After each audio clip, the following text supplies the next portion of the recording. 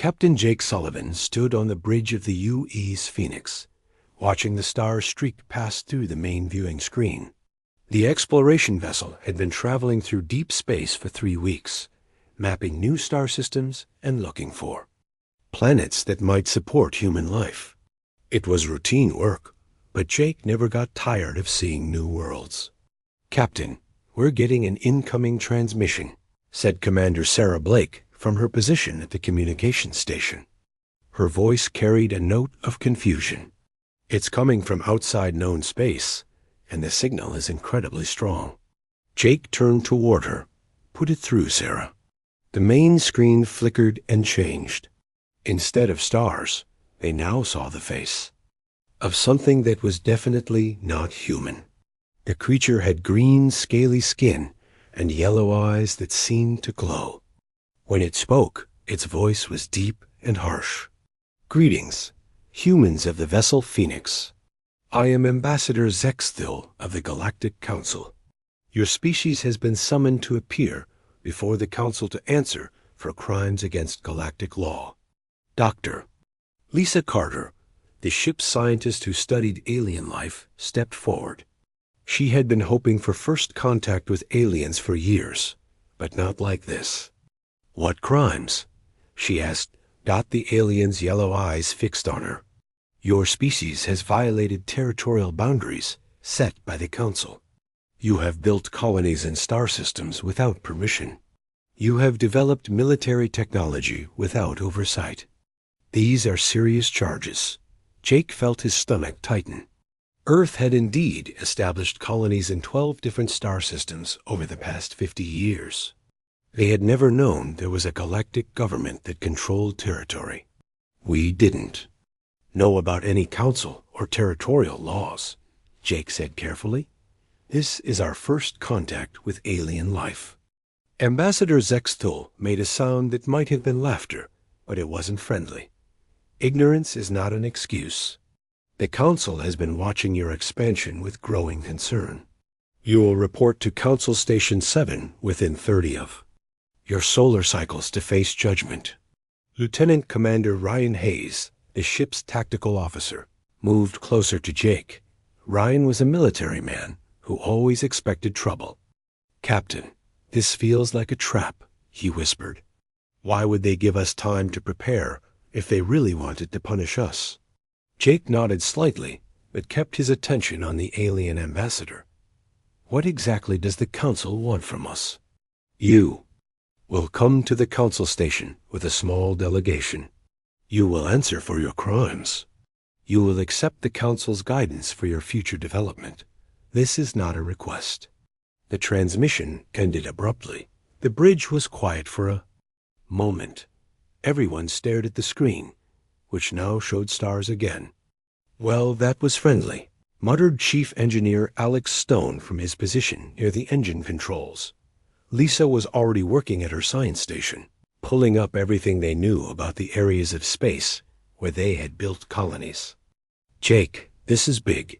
If there really is a galactic government out there, and we've been breaking their laws without knowing it... "I know," Jake said. He was thinking fast. "Sarah, send a priority message to Earth Command. Tell them everything that just happened." "Alex, how long would it take us to reach this Council Station 7? Alex checked his instruments. Based on the coordinates they transmitted, about 25 days at maximum speed. That gives us 5 days on Earth before we have to leave." Jake said, "Ryan, what do you think their real purpose is?" Ryan crossed his arms. "If I had to guess, they want to show us how powerful they are. Make us scared. Get us to agree to whatever they want without a fight." "But why give us time to prepare?" Lisa asked. "If they wanted to surprise us, they could have just attacked." "Maybe they think we can't prepare anything meaningful in 30 days, Jake suggested. "Maybe they think we're too primitive to be a real threat." The next few days passed quickly. The Phoenix raced back toward Earth while Jake and his crew studied everything they could find about the coordinates they had been given. The location was in neutral space, far from any known human settlements. When they reached Earth, Jake was immediately called to a meeting with Admiral Kate Morrison, the head of Earth's space fleet. Admiral Morrison was a tall woman with gray hair and sharp eyes. She had been in charge of Earth's expansion into space for over a decade. "Jake, we've been expecting something like this," Admiral Morrison said as soon as he entered her office. "Our long-range sensors have been picking up strange signals for months. We think there are multiple alien civilizations out there." "You knew?" Jake was surprised. "We suspected. We've been preparing for first contact, but we hoped it would be more friendly than this." Admiral Morrison pulled up a holographic display showing the locations of all human colonies. "The question is, how much do they really know about us?" "The ambassador knew about our colonies and our military technology," Jake said. "But he seemed to think we were just getting started with space travel." Admiral Morrison smiled, but it wasn't a happy smile. "Good. Let them keep thinking that. Jake, I'm assigning you and your crew to attend this council meeting, but you won't be going alone." "What do you mean?" "You'll represent Earth officially, but you'll also be gathering intelligence. We need to know how advanced these aliens are, how many species are in their council, and what their real intentions are toward humanity." Jake nodded. "What if they try to force us to give up our colonies? Then you'll politely decline and come home." "But Jake, I don't think they're expecting us to say no. I think they believe we'll be so impressed by their power that we'll do whatever they want." 3 weeks later, the Phoenix approached Council Station 7. Jake had never seen anything like it. The station was enormous, easily 10 times larger than Earth's biggest space station. It was shaped like a giant ring, spinning slowly in space. Hundreds of alien ships surrounded it, and each ship looked different from the others. "My God," whispered Lisa as she stared at the display. "Look at all those different designs. There must be dozens of different species represented here." Ryan was studying the tactical display. "Captain, those ships are positioned like they're expecting trouble. They're not arranged for a peaceful meeting." Jake studied the formation. Ryan was right. The alien ships were positioned to prevent anything from leaving the area quickly. It looked like they were preparing to contain a threat, not welcome a new member to their group. "They're treating us like criminals already," Alex observed. "Or like prisoners," Ryan added grimly. As the Phoenix moved closer to the station, Sarah received another transmission. "Captain, we're being directed to a specific docking bay. They want only 3 people to disembark for the meeting." Jake made his decision quickly. "It'll be me, Lisa, and Alex. Ryan, I want you to stay with the ship and monitor everything. If something goes wrong, get back to Earth and tell Admiral Morrison what happened." "Understood, Captain." A docking bay was huge and mostly empty except for the Phoenix. As Jake, Lisa, and Alex walked down the ramp from their ship, they saw that they were being watched by several different types of aliens. Some looked like giant insects, others like reptiles, and some were so strange that Jake couldn't even guess what they might be. "Welcome to Council Station 7, said a voice behind them. They turned to see Ambassador Zexthil approaching, along with 2 other aliens. "You will be taken to the council chambers now. The proceedings will begin shortly." As they followed the ambassador through the corridors of the station, Jake noticed that the aliens they passed seemed curious about them, but not particularly concerned. It was as if they were looking at interesting animals at a zoo, not potential threats. Council chambers were enormous. Rows of seats rose up in a circle around a central area, and each row was filled with different types of alien beings. Jake estimated there were representatives from at least 40 different species present. "This is it," he thought as they were led to the center of the chamber. Whatever happens next will determine the future of humanity in the galaxy. The council chambers fell silent as a massive insect-like creature rose from the highest seat. It had 4 arms, black shiny skin, and compound eyes that seemed to look in all directions at once. When it spoke, its voice echoed through the entire chamber. I am Chancellor Vorthik, leader of this council. We are gathered here to address the crimes of the species known as humans. The Chancellor's voice was cold and formal. You stand accused of illegal expansion, territorial violations, and unauthorized military development. Jake stood in the center of the chamber with Lisa and Alex beside him.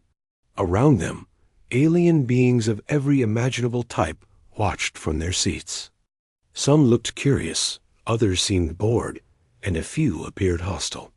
Before we begin, Jake said loudly, I want to make sure I understand the situation. You're saying that humanity has broken laws we never knew existed. A reptilian creature from one of the lower seats stood up. Ignorance of galactic law is no excuse, human. Every species must follow the established order. And what gives you the right to make laws for species you've never contacted? Jake asked. The chamber erupted in angry sounds.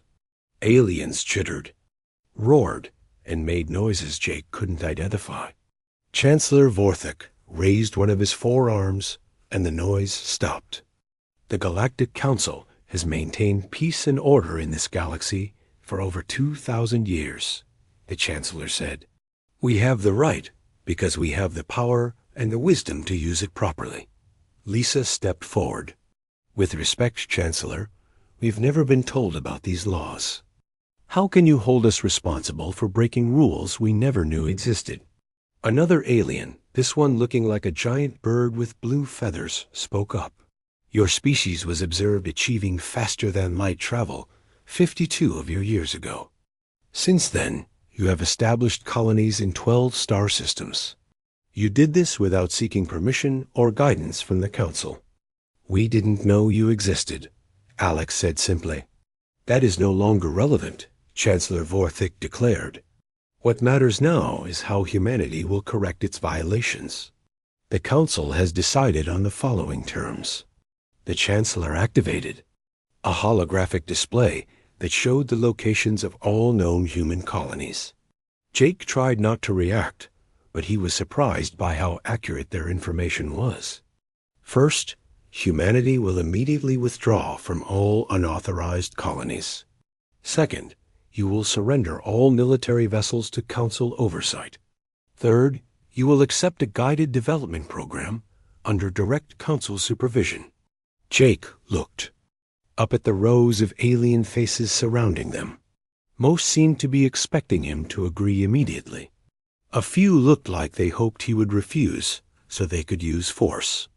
Those terms are unacceptable, Jake said clearly. The chamber erupted again, but this time the sounds were more shocked than angry. Several aliens stood up and began talking rapidly to each other in languages Jake couldn't understand. Chancellor Vorthik's compound eyes focused on Jake. You refused the Council's generous offer of guidance? I refused to surrender human territory and freedom based on laws we were never told about, Jake replied. However, I'm willing to discuss a reasonable solution. A new alien stood up from the middle rows. This one looked almost like a human, but with gray skin and no hair. The human shows typical primitive arrogance. Perhaps military action is necessary to teach them proper respect. Jake felt his pulse quicken, but he kept his voice calm. Before you make any decisions about military action, shouldn't you make sure you understand what you're dealing with? We understand perfectly, said the gray alien. Humanity is a young species that achieved space travel recently. You have 12 small colonies and a primitive fleet of exploration vessels. Actually, Jake said, I think there are some things you might not understand about humanity's current situation. Chancellor Vorthik leaned forward. Explain. Jake looked at Lisa and Alex, then back at the Chancellor. For starters, you might want to reconsider your assessment of our capabilities and timeline. What do you mean? Demanded the bird-like alien. Well, you said you observed humanity achieving faster-than-light travel 52 years ago. But you also said we have 12 colonies. Did you ever wonder how we managed to establish 12 colonies so quickly? The chamber grew quieter. Jake could see that some of the aliens were beginning to think about his question. Most species take decades to establish even one successful colony, Lisa added. The logistics are incredibly complex. Your point? Chancellor Vorthik asked. My point is that maybe your information about humanity isn't as complete as you think it is, Jake said. A new voice spoke from the upper rows. This alien looked like a large cat with golden fur. Are you suggesting that the Council's intelligence is flawed? I'm suggesting that intelligence gathering can be difficult when you don't fully understand what you're looking at, Jake replied. Alex stepped forward. For example, you detected our faster-than-light travel 52 years ago. But did you consider that we might have been using that technology for longer than you realized? Impossible, said the gray alien. We monitor all space travel in this region. We would have detected earlier activities. Would you? Jake asked. Are you certain your sensors can detect all possible forms of faster-than-light travel? The chamber was completely silent now. Jake could see uncertainty in some of the alien faces. You're bluffing, declared the reptilian alien who had spoken. Earlier, humanity is a primitive species, trying to seem more advanced than it really is. Maybe, Jake said. Or maybe humanity developed differently than you expected. Chancellor Vorthik's forearms moved in a gesture that might have been impatience. Enough games, human. Do you accept the Council's terms or not? Before I answer that, Jake said, I'd like to present some information that might change your perspective on this situation. What information? Jake reached into his jacket and pulled out a small device. Several aliens immediately moved to defensive positions, but Jake held it where everyone could see it. This is a standard human communication device. With your permission, I'd like to contact my superiors on Earth to discuss your proposal. You may contact your homeworld, Chancellor Vorthik said, but the Council's terms are not negotiable. Jake activated the device. Admiral Morrison, this is Captain Sullivan. We're in the Council chambers now. A holographic image appeared above the device, showing Admiral Morrison on the bridge of a spacecraft. She was wearing her full-dress uniform and looked completely calm. Captain Sullivan, I've been monitoring your conversation with the Council. Please give my regards to Chancellor Vorthik and the assembled representatives. Chancellor Vorthik's compound eyes widened slightly. How? Is she monitoring our conversation? Admiral Morrison smiled. The same way we've been monitoring your fleet movements around Council Station 7, Chancellor. We've been watching this meeting from the beginning. The chamber erupted in shocked sounds.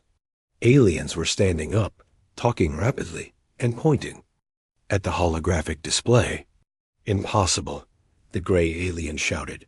Our communications are encrypted and secured. Yes, they are, Admiral Morrison agreed.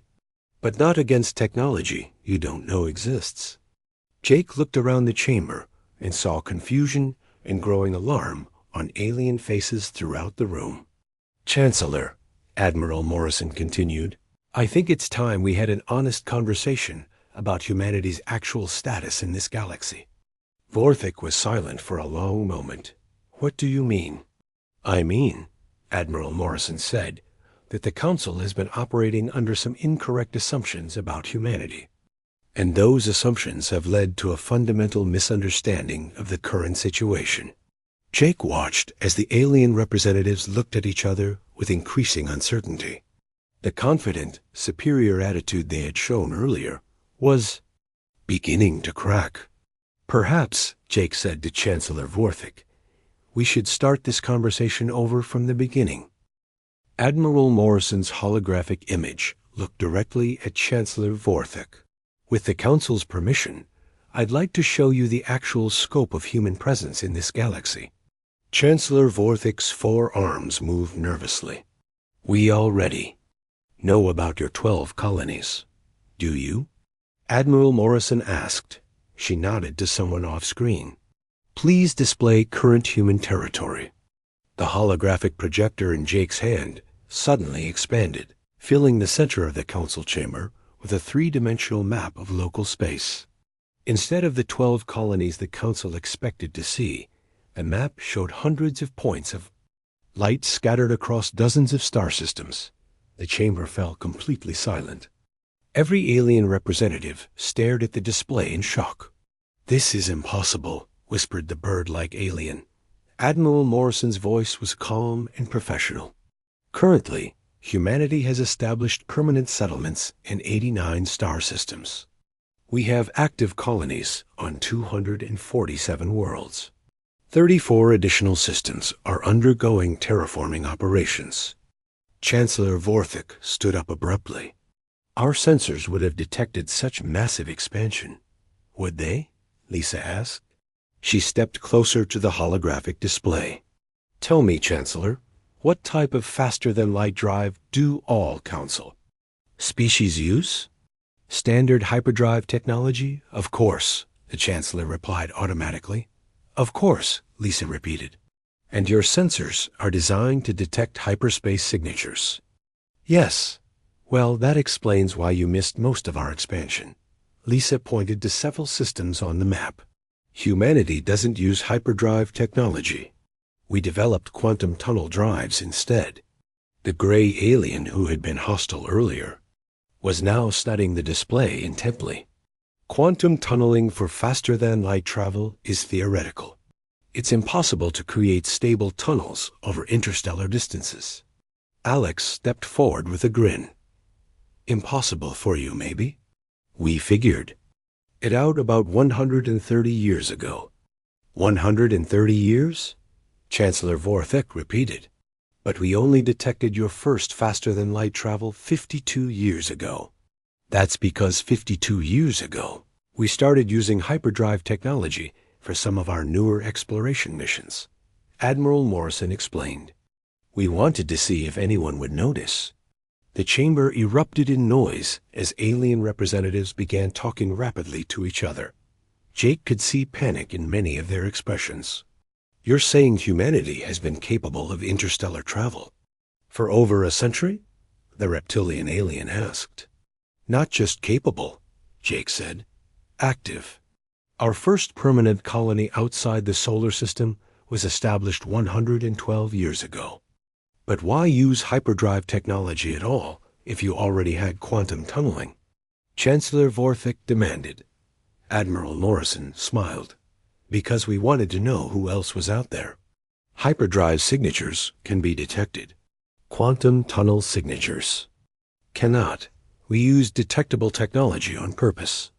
A trap, the cat-like alien said quietly. Not a trap, Jake corrected. An invitation. We wanted to see how you would react to discovering a new species. The holographic display changed, now showing detailed images of human cities on various worlds. The aliens could see massive urban centers, orbital shipyards, and industrial complexes that clearly supported populations in the millions. These colonies are enormous, the bird-like alien observed. Some of them are larger than our own homeworld cities. The oldest ones have been growing for over a century, Lisa explained. When you have that much time to develop, you can build some impressive things. Admiral Morrison gestured, and the display changed again. Now it showed human spacecraft, but these weren't the small exploration vessels the Council had expected.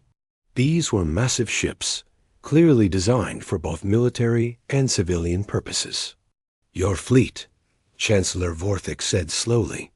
Part of it, Admiral Morrison confirmed.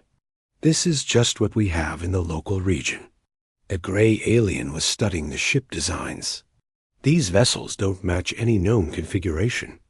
The technology appears to be completely different from standard Council designs. That's because we developed our technology independently, Alex explained. While Council species focused on energy-based systems, we specialized in kinetic systems and distributed manufacturing. What does that mean? The reptilian alien asked. It means our weapons, shields, and manufacturing processes work on completely different principles than yours, Jake said. It also means we can build and repair our equipment much faster than you can. The display changed once more, showing a real-time image of space near Earth. The alien representatives gasped as they saw a fleet of human warships in formation. The ships were enormous, easily twice the size of the largest council vessels. How many ships do you have? Chancellor Vorthik asked quietly. Enough, Admiral Morrison said simply. A new alien voice spoke from the upper rows. This being looked like a giant jellyfish floating in a tank of liquid. Why show us this now? Why reveal your true capabilities? Jake looked up at the jellyfish-like creature. Because the Council made some assumptions about humanity that were incorrect. You assumed we were primitive. You assumed we were weak. You assumed we would be grateful for your guidance. We were wrong, Chancellor Vorthik admitted. Yes, you were, Admiral Morrison agreed. But that doesn't have to be a problem. What do you mean? I mean that humanity isn't interested in conflict with the Council. We're interested in peaceful coexistence. The gray alien stood up angrily. You deceived us. You made us look foolish. No, Lisa said firmly. You made assumptions without gathering complete information. That's not deception on our part. That's poor intelligence work on yours. The human is correct, said a new voice. This alien looked like a large spider with silver skin. We observed their activities for 52 years and drew conclusions based on incomplete data. Chancellor Vorthik was quiet for a long moment, clearly thinking. What does humanity want from the Council? Admiral Morrison's expression became more serious. We want recognition as an independent galactic power with full sovereign rights to our current territory. And in return? In return, we're willing to share certain non-military technologies that could benefit Council worlds. The bird-like alien leaned forward. What kind of technologies? Lisa activated her own small device, and a new holographic display appeared. Medical technologies, for example. We've solved several diseases and conditions that Council science considers incurable. To demonstrate, Lisa pointed her device at Ambassador Zexthu, who had been standing quietly near the chamber entrance. A beam of light scanned the reptilian ambassador, and Lisa's device began displaying medical information. Ambassador Zexthu suffers from chronic respiratory inflammation caused by atmospheric differences between his homeworld and standard Council ship environments, Lisa announced. Council medicine can treat the symptoms, but not cure the condition. She made an adjustment to her device and scanned the ambassador again. This human medical device can completely heal the condition in approximately 30 seconds. Ambassador. Zexthal suddenly stood straighter and took a deep breath. His yellow eyes widened in surprise. The pressure in my lungs. It's gone. For the first time in 20 years, I can breathe normally. The chamber was completely silent. If that's what your basic medical technology can do, the spider-like alien said slowly, what else are you capable of? Alex grinned.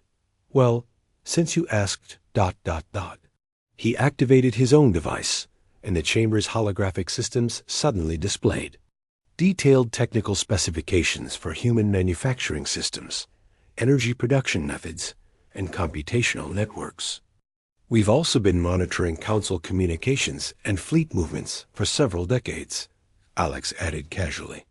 Your encryption methods are quite good, but not perfect. The gray alien's face went pale. You've been spying on us. We've been gathering information about our galactic neighbors, Jake corrected. Just like you've been gathering information about us. The difference, Admiral Morrison said, is that our information gathering was more thorough. Chancellor Vorthik looked around the chamber at his fellow Council members. Many of them were talking quietly among themselves, and Jake could see worry and uncertainty on their faces. "The Council will need time to consider this new information," the Chancellor finally said. "Of course," Jake agreed. "But while you're considering it, you should know that humanity has one more surprise to share." The Council chamber had never been this quiet. 47 different species sat in stunned silence as they processed the reality of their situation. What they had planned as a simple intimidation session against a primitive species had become a revelation that changed everything they thought they knew about galactic politics. Chancellor Vorthik was the first to find his voice. "Captain Sullivan, exactly how long has humanity been monitoring Council activities?" Jake consulted his tablet before answering. "Our first successful interception of Council communications occurred 83 years ago. We've been steadily improving our monitoring capabilities since then. Currently, we maintain listening posts in 14 different sectors that provide real-time intelligence on Council fleet movements, diplomatic communications, and economic activities. The implications hit the chamber like a physical blow. For over 8 decades, humanity had been quietly observing the Council while developing their own civilization in secret. Every major Council decision, every military deployment, every diplomatic negotiation had been monitored and analyzed by human intelligence services. War. Admiral Krexter stood up, his red fur bristling with anger. "This is an act of espionage against sovereign Council members. Such activities are grounds for immediate military action." Sarah Blake smiled as she accessed her communication systems. "Admiral, espionage requires illegal entry into secure systems. We've been monitoring your public communications broadcasts. The fact that you didn't encrypt your diplomatic channels isn't really our fault." Dr. Carter pulled up technical displays showing the difference between human and Council communication security. "Your standard encryption protocols were developed centuries ago and never updated. Our computers can break your codes in approximately 14 seconds. We assumed you knew we were listening and simply didn't care." The embarrassment was visible on alien faces throughout the chamber. The Council had been discussing their most sensitive matters, using communication systems that were essentially transparent to human technology. Their military plans, trade negotiations, and internal conflicts had all been open books to human intelligence. Alex Stone activated his engineering displays, showing comparative technology analyses. "The fundamental problem is that Council technology has remained largely static for the past 3 centuries. You achieved a certain level of advancement and then stopped innovating. Human technology has been developing continuously during that entire period." A tall, blue-skinned alien from the science section stood up nervously. "What other capabilities does humanity possess that we're not aware of?" Admiral Morrison's image flickered on the main display as she consulted with her staff. "That's an interesting question. Captain Sullivan, why don't you show them the defensive demonstration we prepared?" Jake nodded to Alex, who activated what appeared to be a simple handheld device. Throughout the station, alarm systems began sounding as every Council vessel in the area simultaneously lost power and began drifting helplessly in space. The chamber erupted in panic as aliens realized their ships were completely defenseless. Emergency lighting flickered on throughout the station as backup systems struggled to maintain basic life support. The demonstration lasted for exactly 30 seconds before Alex deactivated the device and normal power was restored. "What did you do to our ships?" Chancellor Vorthok demanded, his compound eyes wide with fear.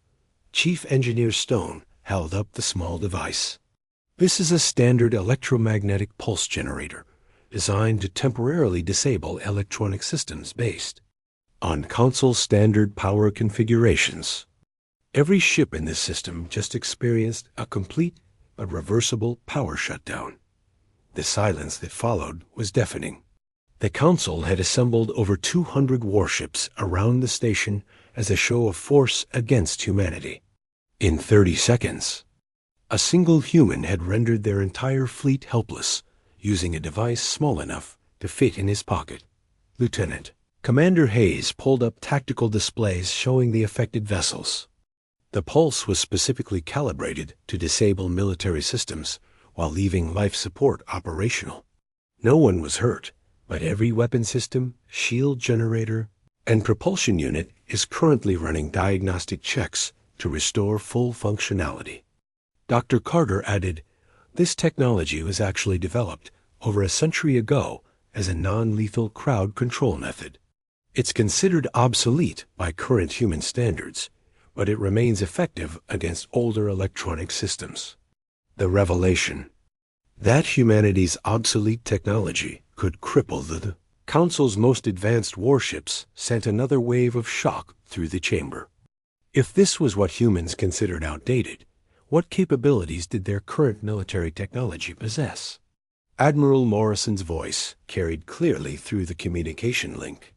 "Council members, I want to be very clear about something. The demonstration you just witnessed represents our most primitive military technology. We're sharing it with you because we want to establish honest diplomatic relations, not because we're trying to threaten anyone." A small insectoid alien from the economic sector raised a trembling appendage. "Admiral Morrison, what does humanity want from the Council? What are your terms for ending this ... situation?" The Admiral's expression softened slightly. "Counselor, we're not here to make demands or impose terms. Humanity is interested in establishing formal diplomatic relations with the Council as an equal partner. We have much to offer in terms of technology, medical advances, and mutual defense capabilities." Sarah Blake activated displays showing human technological capabilities that could benefit Council worlds. Advanced agricultural techniques that could increase food production by 300%. Clean energy systems that could end the resource shortages affecting multiple Council worlds. Medical technologies that could cure diseases the Council considered incurable. "Our offer is simple," Admiral Morrison continued. "Formal recognition of humanity's sovereignty over our current territory, establishment of proper diplomatic channels, and the beginning of mutually beneficial trade relationships. In exchange, we're prepared to share certain non-military technologies that could significantly improve life for Council citizens." Chancellor Vorthek consulted with representatives from the major Council species before responding. "Admiral, the Council needs time to discuss these developments. The implications of your ... revelations ... require careful consideration." Jake stepped forward. "Of course, Chancellor. However, there is one more thing you should probably know before you begin your deliberations." The chamber held its breath as they waited for yet another surprise from the humans. "Humanity has been tracking several external threats that the Council hasn't detected yet," Jake continued. "Long-range sensors have identified at least 3 different alien civilizations approaching this galaxy from extragalactic space. Their technology appears to be significantly more advanced than either human or Council capabilities." The news hit the chamber like a thunderbolt. External threats from outside the galaxy were the stuff of theoretical discussions, not immediate concerns. The idea that such civilizations actually existed and were approaching Council space was terrifying. Dr. Carter pulled up sensor data showing the approaching alien fleets. "The closest group will reach the outer rim of this galaxy in approximately 18 months. Based on their technology signatures, they possess capabilities that exceed both human and Council standards by significant margins." War Admiral Krexter leaned forward, his earlier hostility replaced by genuine concern. "How long have you known about these threats?" "We detected the first signals 7 years ago," Admiral Morrison replied. "We've been monitoring their approach while preparing defensive measures. This is actually one of the reasons we decided to make contact with the Council now. These threats are too large for any single civilization to handle alone." The chamber buzzed with urgent conversations as species representatives realized the galaxy faced dangers that made their current disputes seem trivial. The arrival of superior alien forces would threaten everyone equally, regardless of which species controlled which territory. Chancellor Vorthek called for order as the session dissolved into chaos. The Council will recess for emergency deliberations. Captain Sullivan, your delegation will remain on the station while we discuss these matters. As the aliens filed out of the chamber, Jake turned to his team with a slight smile. Well, that went better than expected. They're scared, confused, and completely off balance. Perfect conditions for honest negotiations. Sarah shook her head in amazement. Captain, did you see their faces when Alex shut down their fleet? I don't think they've ever encountered technology they couldn't understand before. Dr. Carter was already analyzing the medical data she had gathered from the various alien species. The interesting thing is that they're not actually that different from us biologically. Most of these species could benefit enormously from human medical technology. Alex packed up his equipment, chuckling to himself. I still can't believe they never updated their encryption protocols. It's like they wanted us to listen to their conversations. 6 hours passed before the council reconvened. During the recess, Jake and his team remained in their assigned quarters, monitoring communications between the various alien species. The conversations they intercepted revealed a council in complete disarray, with some species calling for immediate surrender, while others demanded proof that humanity's claims were real. When the chamber doors finally opened, the atmosphere was completely different from the morning session. Gone was the confident arrogance that had marked the council's initial proceedings. In its place was a mixture of fear, uncertainty, and grudging respect for humanity's unexpected capabilities. Chancellor Vorthek took his position at the center of the chamber, his multiple eyes scanning the human delegation before he spoke. Captain Sullivan, the council has spent considerable time discussing your ... revelations. We are prepared to formally acknowledge humanity's territorial claims and open diplomatic relations between our civilizations. Jake nodded respectfully, but he could sense that not everyone in the chamber agreed with the Chancellor's statement. Several species representatives sat with obvious reluctance, their body language suggesting they had been outvoted rather than convinced. War Admiral Krexter stood up, his red fur bristling with barely contained anger. The hegemony does not accept this decision. We demand proof of humanity's military capabilities before agreeing to any diplomatic arrangements. Words and demonstrations with toys are not sufficient evidence of actual combat readiness. 3 other species representatives stood to support the hegemony's position.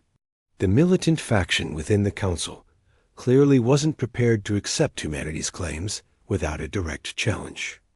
Admiral, Jake said calmly, what sort of proof would satisfy your concerns? Krexter's tusks gleamed as he smiled aggressively. Deploy your fleet against ours in a direct engagement. Show us that your technology is truly superior to Council standards. If you prove your strength, we will acknowledge your sovereignty. If you fail, you will accept Council authority over human space.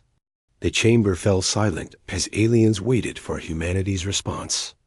This was the moment that many of them had been expecting, when the humans would either back down from their claims or reveal whether their technology was as advanced as they claimed.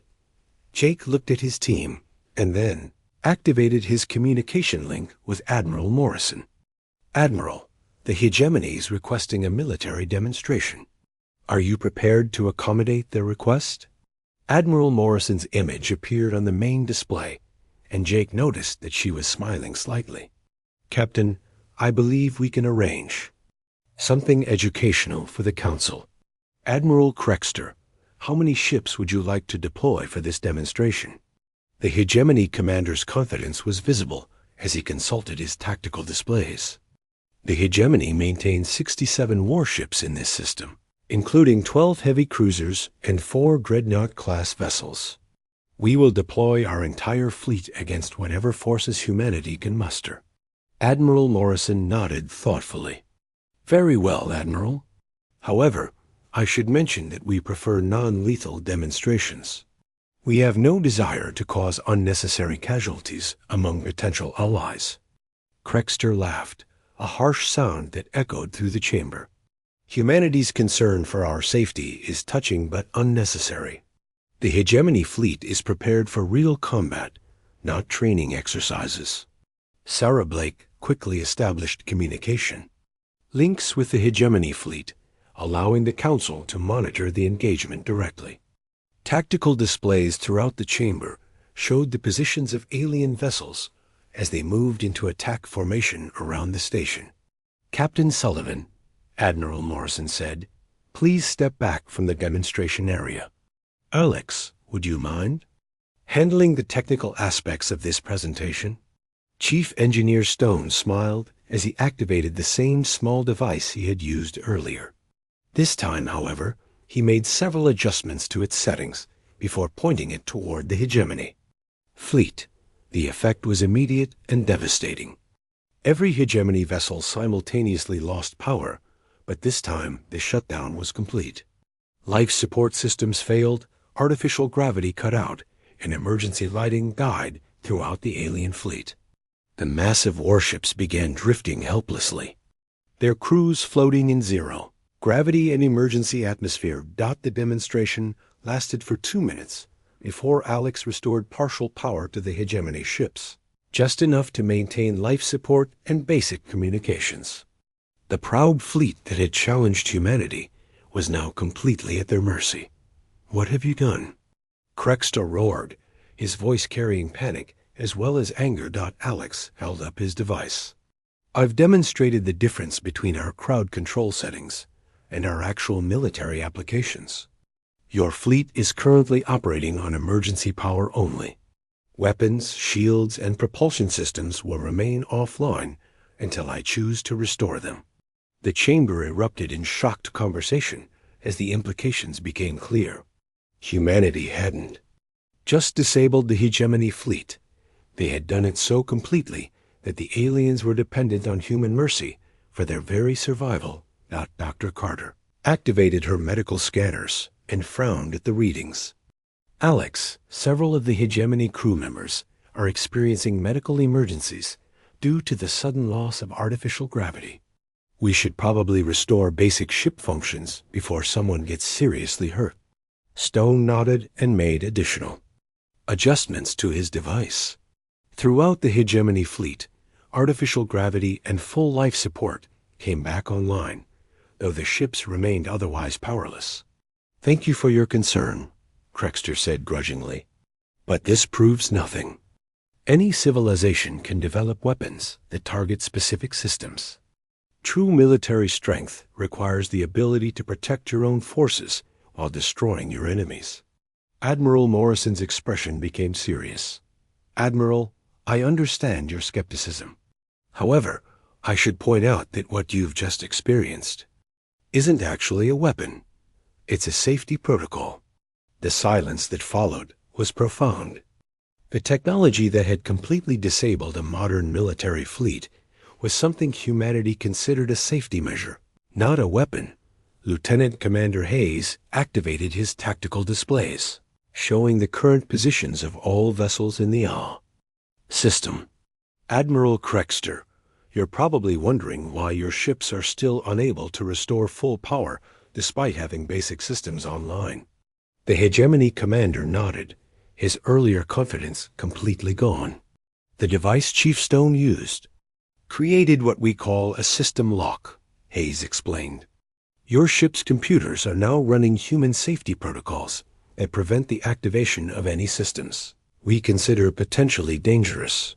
Think of it as a parental control system for military hardware. The humiliation was complete.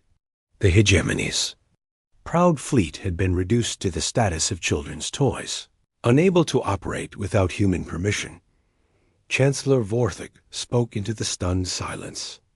Admiral Morrison, what would it take for you to release the Hegemony fleet? The human admiral considered the question carefully. A simple acknowledgement that humanity's territorial claims are legitimate and that we're welcome to participate in council proceedings as equals. We're not asking for special treatment, just recognition of our sovereignty. War Admiral Krexter looked around the chamber at the other species representatives. His fleet was helpless. His crew was dependent on human mercy, and his civilization's military reputation had been destroyed in a matter of minutes. The hegemony acknowledges humanity's territorial sovereignty, he said finally, his voice barely above a whisper. Alex Stone immediately restored full power to the hegemony fleet. Within minutes, the alien warships were back to full operational status, their crews working frantically to analyze what had happened to their systems. Now that we've settled the military questions, Admiral Morrison said, perhaps we can discuss more positive aspects of human-council relations. Sarah Blake activated displays showing human technological capabilities that could benefit all council species, agricultural techniques that could end food shortages, medical technologies that could extend lifespans and cure previously incurable diseases, clean energy systems that could power entire civilizations without environmental damage. Humanity offers these technologies freely to any council species interested in establishing trade and diplomatic relations. The Admiral continued, we're not looking to dominate anyone or impose our will on other civilizations.